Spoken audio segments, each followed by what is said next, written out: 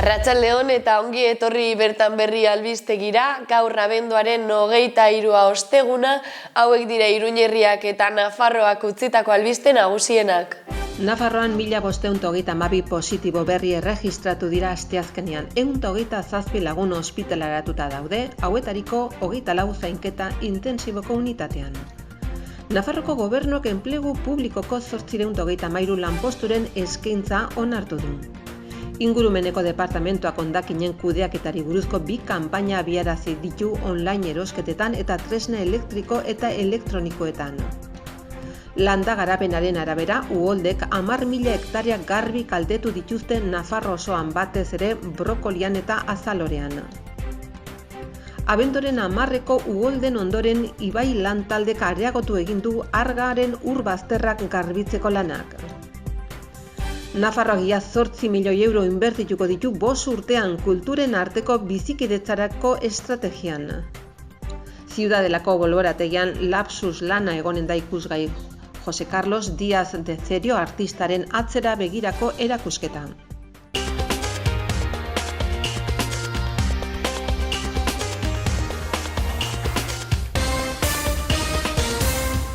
Nafarroan 1532 positibo erregistratu dira asteazkenean. 127 lagun ospitaleratuta daude, hauetariko 24 ziun. Maskara kanpoan erabiltzea nahitaezkoa izango da, neurriak gaur bertan onartuko dute ezohiko ministroen kontseiluan eta ostiralean sartuko da indarrean. 1532 COVID positibo berri erregistratu diren Nafarroan asteazkenean. Erregistroa egiten ari direnetik kopuru handiena da eta aintzineko egunean baino 433 kasu gehiago. Datuak behin-behinekoak izanik ere, une honetan 127 lagun ingresatuta daude ospitalean eta hauetariko 24 daude zainketa intensiboko unitatean. Adituen erranetan, txertoren eragina nabarmena izaten ari da eta egungo egoera ez du ezer ikustekorik pasaden eguberriekin. Atzematen ari diren kasu berrien 42% Omikron direla baieztatu du Carmen Ezpeleta ospitaletako mikrobiologia unitateko zuzendariak. Azken hau bertze aldaera baino azkarragoa edatzen dela adierazi du. Asteazkenean baieztatutako 1532 positiboetatik 439 kasu Iruñerrian erregistratu dire. 58 kasu bigarren zabalgunean, Donibane auzoan 42, Ermita Gainan 39, Txantrean 38, Mendillorin 36 eta Alde Zaharrean 35. Jarraian 58 positiborekin Lizarraldea, Barainain 48, Tutera 48, Leitzan 45, Mutilba 43, Burlatan 41, Zizur Nagusian 36, Ansoain eta Bianan 34, Sarrigurenen 32, Tafallan 31, Atarrabian 24 kasu. Erkidegoetako presidentek Espainiar estatuko Pedro Sánchez presidentearekin izandako bileraren ondoren txertaketa indartzeari eta maskara ibiltzeari kanpoan eman zitzaion garrantzi berezia. Zehazki urtea amaitu aintzinetik 60 eta 69 urte bitartean dutenen 180 hirugarren dosiarekin txertatuta egotea. Portzentaje berean 50 eta 59 urte bitartean dutenak urtarrilaren 24rako. Horretarako Sánchezek adierazi zuen militarrekin indartuko dituela txertaketa taldeak. Era berean, Espainiako armadaren ospitaletan zibilak hartuko dituztela ere adierazi zuen. Osasun zentro publiko eta pribatuetan erretiroa hartua duten edo aurretik erretiratuta dauden osasungintzako langile ohiak kontratatzeko aukera ere emango du Espainiako gobernuak.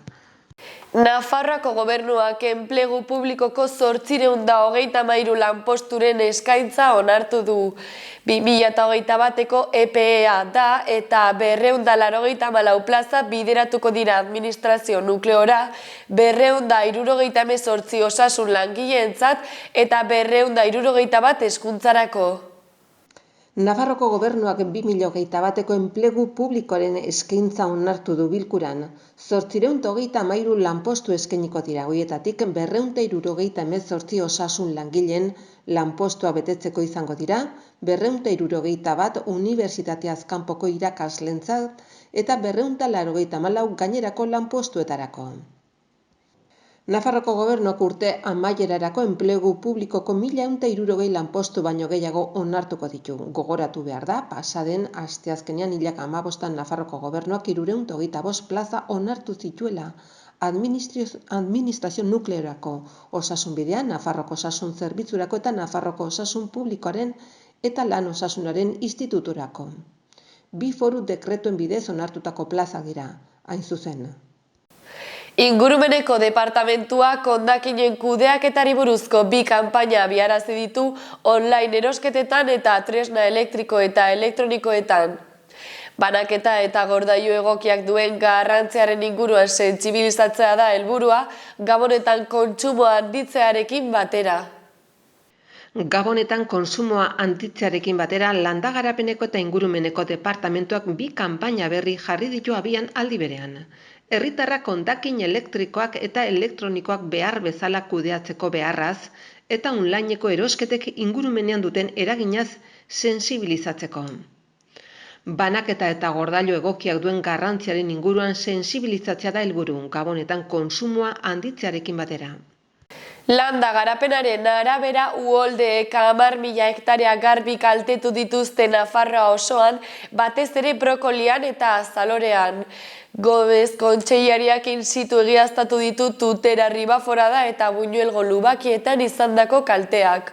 Landa Garapeneko eta Ingurumeneko departamentuak egindako lehen balorazio ofizialaren arabera, nekazaritza erabileran eragindako azalerak 10.000 hektarea garbi baino gehiago dira Nafarroa osoan, laborantza lurretan eta labore iraunkorretan, eta eragin handiago dute brokoli laboretan, 3.400 hektarea eta azalorean 1.100 hektarea.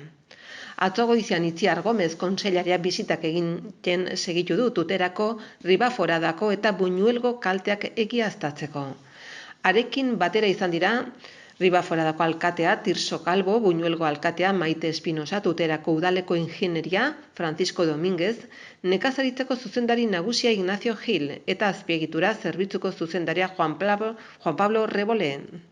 Departamentoa lanean ari da jada nekazaritza, arrantza eta elikadurako eta transizio ekologiko eta erronka demografikoko ministerioarekin modu koordinatuan, konpontzeko lanak antolatzearren, udalek udalerri bakoitzeko kalten memoria xehatuak bidaltzeko zain dauden bitartean.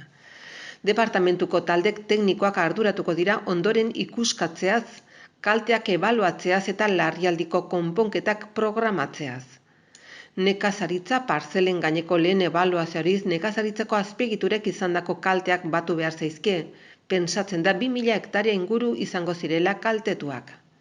Abenduaren 10 uholdeen ondoren ibai lantaldeak areagotu egin du Argaren ur bazterrak garbitzeko lana. 4 langilek eta 3 ofizialek ibai ertzeetatik kendu dituzte azken ur goraldiak pilatutako plastikoak, hondakinak eta adarrak.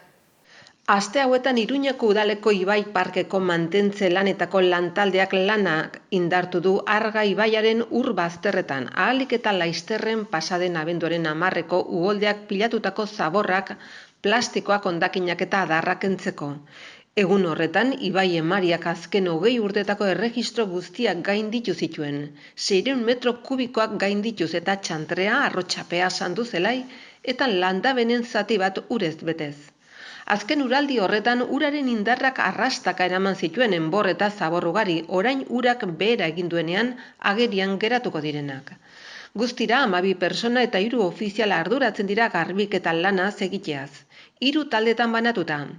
Errekaren 2 ertzetan banatuta Iruñeko udal mugartean ibai parkea egokitzen dute. Lantaldeak bere gain hartu du 246.130 metro kubiko. Arga ibaiaren ertzak eta haren ondoan dauden parkeak eta pasealekuak garbitzea eta mantentzea, eta horri gehitzen zaizkio Arantzadi parkeko 6,5 hektarea zeinetatik 4,5 mantentze lan intensiboa behar baitute. Uholdearen ondoren lehentasun eman diete gehien kaltetutako eremuei, hala nola Arantzadiri, Sanduzelairi, Landabenin eta Miluzeri adibidez. Hasiera batean, ibaiaren ur bazterretatik enbor handiak eta zaborrak kentzen ari dira, eta baita plastiko handiak ere, edukiontziak, paletak eta bar. Lan hori egin ondoren, bigarren fase batean, plastiko txikiagoak izanen dituzte ardatz. Kasu haunitzetan zuhaitzen adarretan eta uraren ondoko landaretan katigatu baitaude. Garbiketa taldeek goizeko 8:30 eguerdiko ordu bitarritara lan egiten dute, paisaia normaltasunera itzul dadin. Nafarroak ia 8 milioi euro inbertituko ditu 5 urtean kulturen arteko bizikidetzaren estrategian. Plana egiteko 52 elkartek, 35 toki erakundek, 10 fundaziok, 4 sindikatuk, 3 komunikabidek, 37 pertsonak eta 51 zuzendaritza nagusik edo foru exekutiboaren zerbitzuek hartu dute parte. Foru Gobernuak atzoko bilkuran 2021-2026 aldirako Nafarroko kultura arteko bizikidetzarako estrategia onartzen duen akordioa hartu du. Horren bidez 7.782.282 euroko inbertsio egingo da datozen 5 ekitaldietarako. Eta helburu nagusia da modu baketsuan, eraginkorrean eta iraunkorrean kudeatzea beste herrialde batzuetatik datozen personen migrazioak eragindako diversifikazioa soziokulturaleko prozesu sakon eta gero eta handiagoa. Atzoko onarpenak amaiera jartzen dio lehenengo urratsa duela 6 hilabete diagnosiaren aurkezpenarekin eman zuen 18 hilabetetako lanari. Entzute aktiboa izan da sortutako prozesu parte hartzailearen ezaugarri nagusiena, zeinetan kontatu den 52 elkarte, 35 toki entitate, Nafarroko Gobernuaren 51 zuzendaritza nagusi edo zerbitzu 37 gizabanako, 10 fundazio, 4 sindikatu eta 3 hedabiderekin. Kultura arteko bizikidetza estrategiaren ebaluaziorako erabili diren helburu orokorrean artean daude Nafarroan bizi diren pertsona guztien partaidetzaren eta interakzioaren hobekuntza, bere jatorrizko kultura alde batera utzita. Ongizate komunaren alde jardunez, aberaste faktore bezala aniztasun kulturala abiapuntutzat hartuz eta bertzetik, bertako herritarren migratzaileen eta gutxiengo etnikoen erabateko inklusioa ahalbidetzen duten prozesuen sustapena. Eskubide, betekizun eta aukeren berdintasunari bidea emanez. Ontzat emandako estrategiak kontenplatzen dituen 21 neurri zehazten artean aurkitzen dira udal esparruko kultura arteko bizikidetzarako eta arrazakeria eta xenofobiaren aurkako borrokorako teknikarien zerbitzuaren sorrera, eta aktibo komunitarioen sare nafarraren sorrera. Kultura arteko bizikidetza sustatzen dutenak hezkuntza, osasun, kulturzentroetan eta eremu publikoetan besteren artean. Bertze hainbat neurri lan esparruari dagozkio esaterako gatazken prebentzio eta erregulazio jardueraren sustapena lanbide, hezkuntza, osasuna, gizarte zerbitzuak, kirol zerbitzuak edo etxe bizitza alorretan. Ziudadelako bolborategian lapsus lana egonen da ikusgai Jose Carlos Díaz de Cerio artistaren atzera begirako erakusketa. Gotorleku barrutiko erakusketa aretoak itxita egonen dira abenduaren 24ko arratsaldean eta Eguberri egun osoan zehar. Ziudadelako bolborategian egonen da ikusgai atzotik aintzinera Jose Carlos Díaz de Cerio artistaren lapsus erakusketa.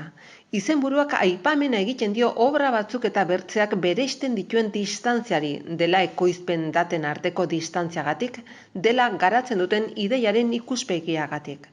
Atzo goizean aurkeztu dute Ziudadelako erakusketa berria, egileak eta Javier Manzanos Iruñeko udaleko arte plastikoetako teknikariak. Erakusketa otsailaren 6 bitarte egonen dena zabalik Díaz de Cerioren lanetik atzera begirako ibilbide bat egiten du, bere ibilbide artistikoaren hasieratik. Euritmia erakusketarekin bere azken ekoizpenetara bitarte. Olio pinturak, paperak eta konposizio volumetrikoak hoietako gehienak azken 2 urtetan eginak. Harmonia, oreka, erritmoa eta ordena bere produkzioan beti tokia duten elementuak dira. Hoien guztien eduki konzeptual, tekniko eta filosofikoak eta hoien presentziak obran iradokizun eta gonbidapen bat egiten dute. Begiratzen duenak gogoeta eta irakurketa mansoa egitea eta birsortzea.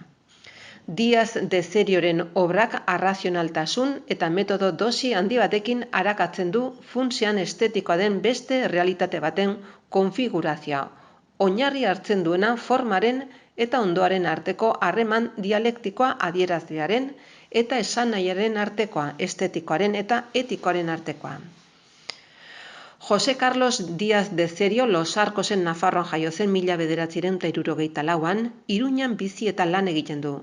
Autodidakta da eta artearen hainbat arlotan lan eginez garatu du bere jarduera artistikoa eta irakaskuntza jarduera, pinturatik abiatu eta ilustraziora, diseinutik eta artista polifazetiko gisa baita musikatik ere pasata. Erakusketa ikusteko bisita ordutegiak gainontzeko aretotan bezala honako hauek izanen dira. Goizeko 11:30 ordu bat aterritara eta arratsaldez 6:00 8:00 eta igande eta jai egunetan soilik goizez.